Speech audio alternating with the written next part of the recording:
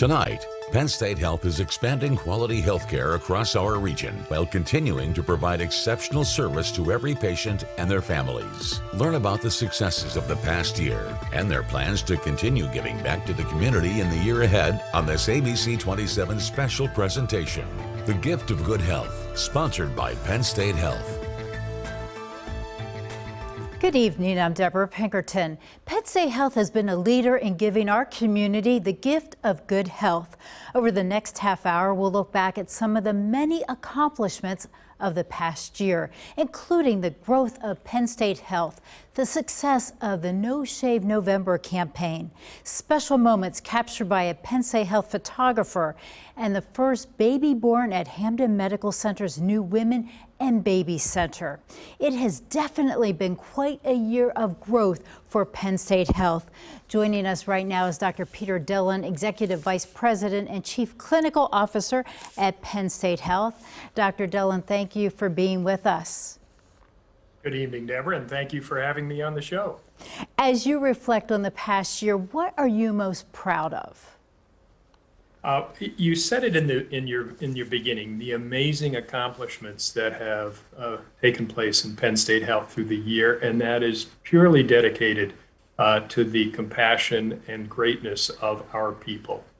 And so I'm most proud of the people who work for Penn State Health, the physicians, the nurses, respiratory therapists, our frontline staff, our environmental staff, those in the hospitals, those in our ambulatory clinics.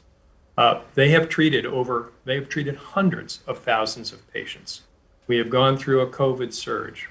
We have taken care of some incredibly sick patients.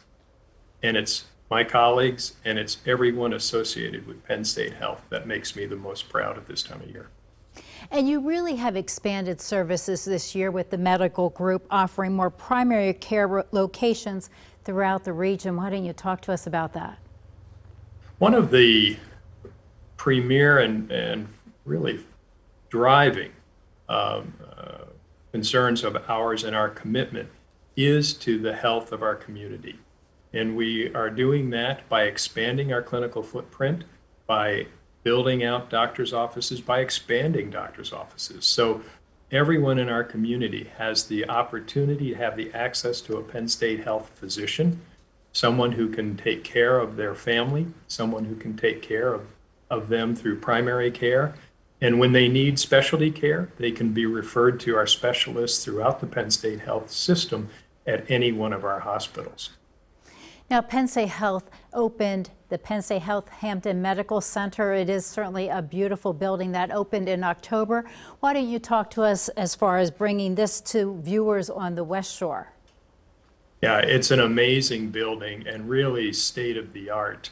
It's something that we are really pleased with. We are in the process of really getting it so that it provides the type of care on the West Shore that communities there can access Penn State Health. It's perfectly located so that they have access to a state-of-the-art emergency room, state-of-the-art testing, and the ability to have that type of care situated in our greater Harrisburg community is so important to us, and we're very proud of that institution and the team that has opened it up. So many accomplishments from this past year. Why don't you talk to us about what's in store in 2022 for Penn State Health? Yeah, we've got some exciting things in our future.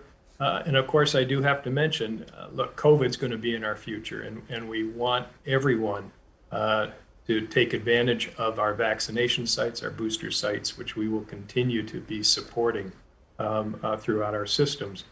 But we are in the process of opening several new sites that will increase access and the opportunities for communities to enjoy Penn State Health. There'll be a new pediatric specialty center opening up in Lancaster. We'll also be opening up our new hospital by the end of the year.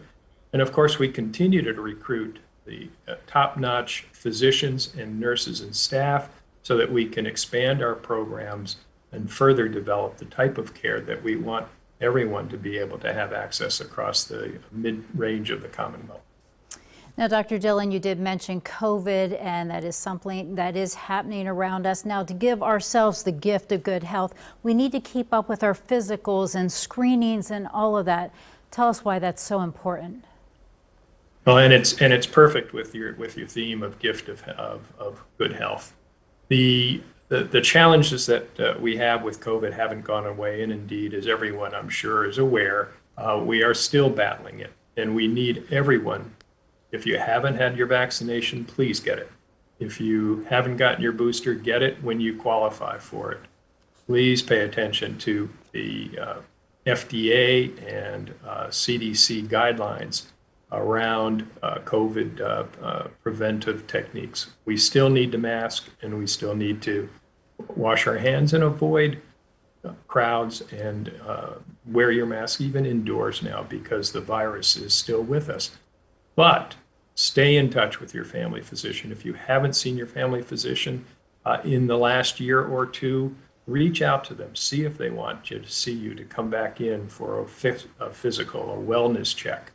And by all means, if you're at that age where now various screening tests are recommended, please get them. Don't delay. One of the challenges we're seeing is that people have delayed things, important tests, because of COVID. And now we're having to catch up. Now we're having to provide much more complex care. And so much of that can be avoided if we just adhere to routine screenings and routine visits with your family physician. And we know, Dr. Dillon, that local hospitals are inundated with, or as far as with COVID patients, and the ERs are filled. You know, what is your message to viewers tonight? Our message is to please take care of your health, no question about it. Please pay attention, as I said, to CDC recommendations. We do need everyone to get the vaccination. We do need everyone to get the booster when they can, and we do need everyone to follow CDC recommendations to try to minimize the threat of this virus. But if you're sick, if you think you're ill, by all means, do not delay care. Reach out to your physicians, and reach out to family members who can help you. But we also want to be cognizant of the fact that our care providers, whether they're in emergency rooms in our system or in any other hospital system, are working as hard and as fast as they can to take care of everyone who comes to see them. Dr. Dillon, thanks so much. A lot of really good information. We appreciate you being here. Thank you. And again, as we mentioned before, it is very important to keep up with regular screenings and early physicals. To find a Penn State Health location near you, visit pennstatehealth.org/locations. And later in the show, we will find out the results from No Shave November. Dr. Rahman and Roy Retrieve will share how the money raised will help further research. But coming up next, you don't want to miss Penn State Health's most memorable moments. Photographer Jason Plotkin shares his favorite photos next.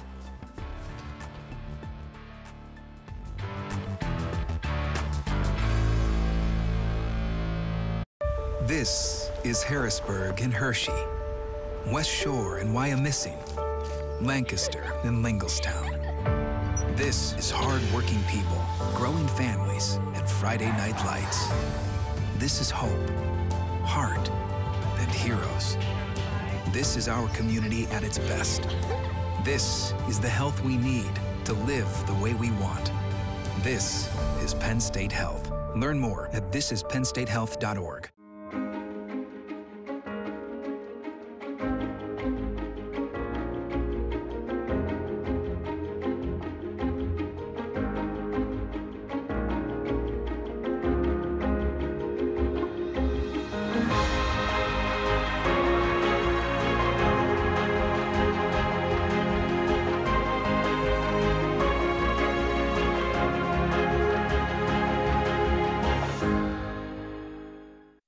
You're watching The Gift of Good Health on ABC 27, sponsored by Penn State Health. Welcome back. Pictures tell a story, and Penn State Health photographer Jason Plotkin tells a story well. Jason, thanks for being with us. Thanks for having me. Why don't you talk to us about your favorite photos this year? How did you choose them? Yeah, it's always fun to go through over your stuff, the photos that you've taken over the course of the year. And there's many reasons why I'll choose a photo over another photo. Sometimes it's something simple as a beautiful sunrise, or there's a photo of a child just doing something fun or silly that makes me smile. Or sometimes you get, caught up and wrapped up in the effort that that you take to get a photo, whether I'm climbing up on a roof or laying on the ground. But the photos that stick with me the most are the ones that remind me how I felt in the moment. The ones that just made me feel proud or made me feel like I was a part of something. And those are the ones that stick with me the most. And you really do get to be involved in so many memorable moments throughout the healthcare system. What's that like for you? Every day is different. Every day is different. And being a health system photographer, I just said there are weeks where I don't know where I'm going to be. I could be at a life-saving surgery in Hershey. I could be in Holy Spirit photographing their environmental health services department. I could be in the labor delivery department over in Hamden. I could be up at Thon at State College. I could be in Reading photographing them doing amazing work of getting our citizens vaccinated. And fortunately for me, two of the things I like, I love to drive, and I love spending time with amazing people. So luckily, I get to do both. And why don't you share with us some of your favorite moments that you captured this year? So some of them might be event-driven. Like Nurses Week is so much fun. And so there's always a lot put in to celebrate the work they do, well-deserved work they do. And sometimes when they get wrapped up, like a photo of a nurse who's like dancing on a red carpet as she's coming into work, or when our child life specialists, their team puts together a phenomenal like reverse Halloween, and the patients get dressed up, and you walk into a room and there's these two beautiful twin babies who are dressed like Twinkies. And sometimes it's the quieter moment. Sometimes it's the photo of the nurse who comes over to a patient who's a little anxious about getting her vaccination, and she comes over and she kind of consoles her and welcomes her and makes her feel welcome. And for me, the most important ones in terms of how they make me feel are the ones where I gain trust of people and they allow me into some of the more private moments in their lives. And those are the things that you just never want to feel like you're taken advantage of and always appreciative of. Yeah, those are great photos. Tell us what really inspires you to continue to tell these stories. It's easy. It's the staff. I think Dr. Dillon hit it earlier when he said that, we're treating hundreds of thousands of patients, and we're in the middle of what's happening with COVID, and it's overwhelming, and it's just tiring, and you just feel beat back at times. But the staff here and throughout the entire health system, they show up every day to do their thing. And for me, I'm not a doctor, I'm not a nurse, I'm not the person you're going to go to when you're in these situations. But if I can be that person who can share the stories of those people, well, as long as they show up, I'm going to show up. Yep. Jason, well, thanks so much for sharing your photos with us tonight. Thanks for having me. And coming up next, find out the results from the No Shave November fundraiser. Dr. Rahman and Roy Retrieve join us. Stay with us. We will be right back.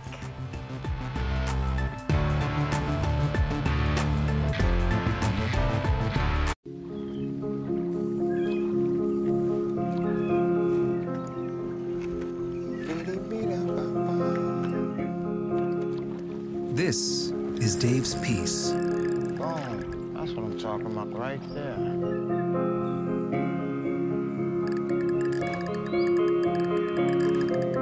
This is Dave's faith.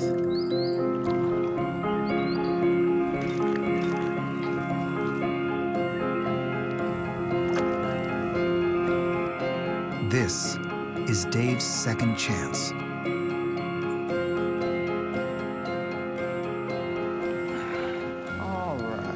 Try that again. This is Dave's answered prayer.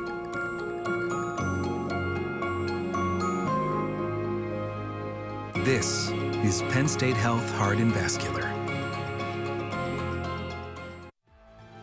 You're watching The Gift of Good Health on ABC 27, sponsored by Penn State Health.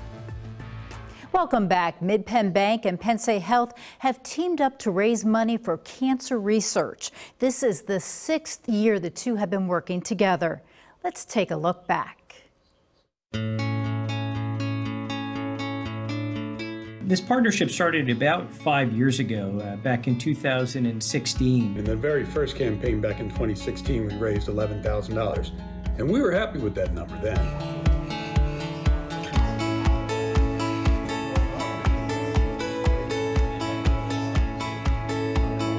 So No Shave November is important because I think it's really an opportunity for men to learn a little bit more about the importance of their health, health maintenance, health screening. The other side.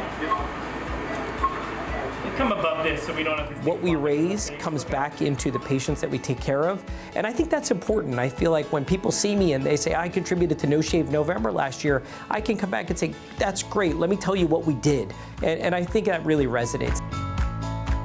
We all have fathers and brothers and friends who could be affected by this, and so it was something that was pretty easy to get the Mid-Penn Bank team to rally behind. Now we're on the back straight. We've made up the ground. I think that's what has really helped this grow, is that there is some friendly competition, some friendly banter. He's probably a better runner than me, but I'm a better fundraiser than him. When you look at the facial growing, hair growing thing, it's sort of no contest. I mean, let's call it like it is. You know, we talk about how much fun we have with this and the competitiveness between the two organizations and between Dr. Rahman and me. But at the end of the day, it's an extremely worthwhile venture. And that's what I'm really proud about, the fundraising efforts for No Shave November. It supports people, not that we're going to treat 5 or 10 years down the road, but people that we're treating today, tomorrow, and the next.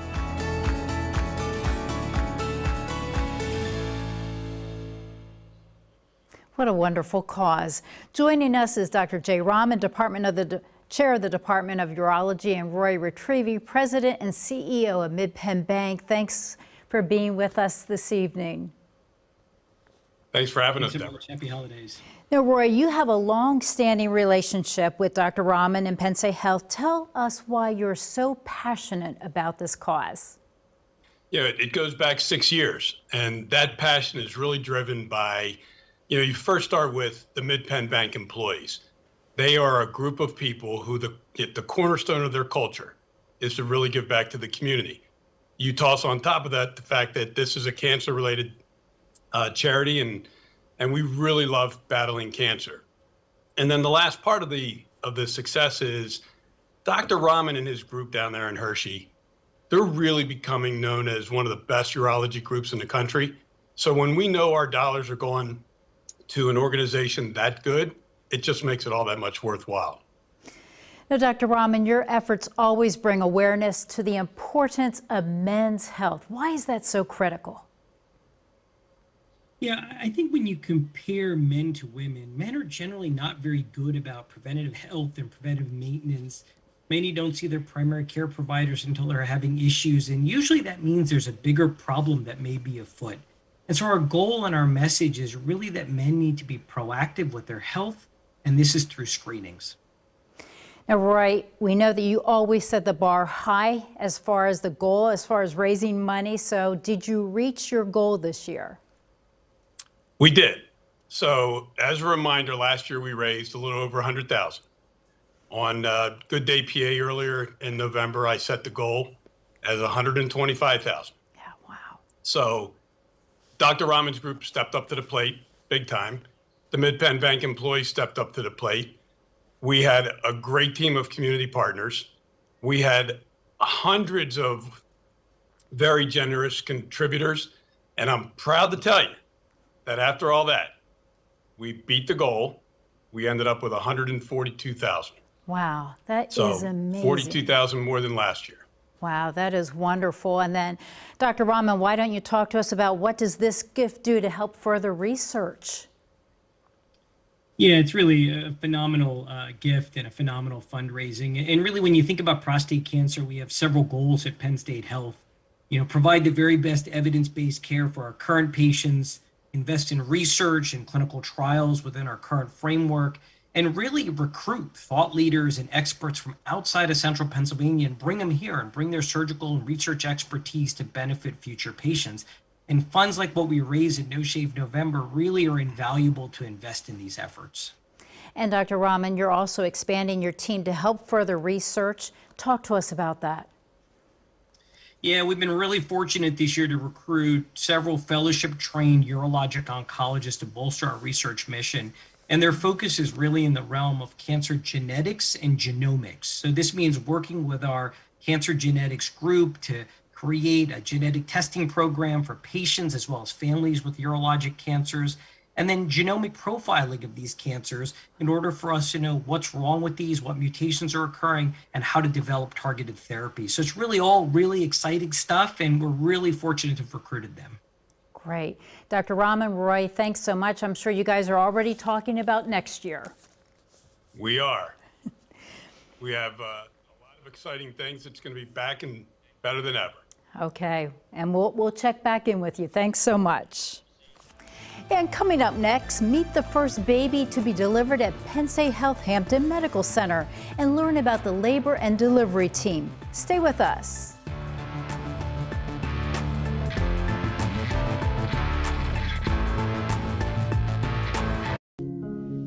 Follow that way. Come on. This is Kiana's journey. You see it, KK? This is Kiana's joy. Good job. This is Kiana's purpose.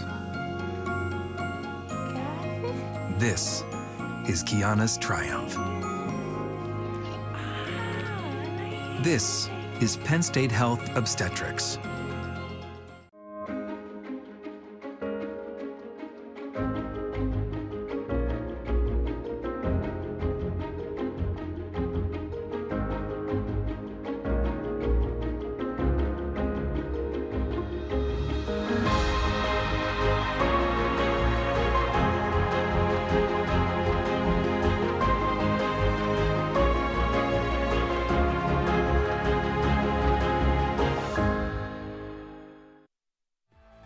You're watching The Gift of Good Health on ABC 27, sponsored by Penn State Health.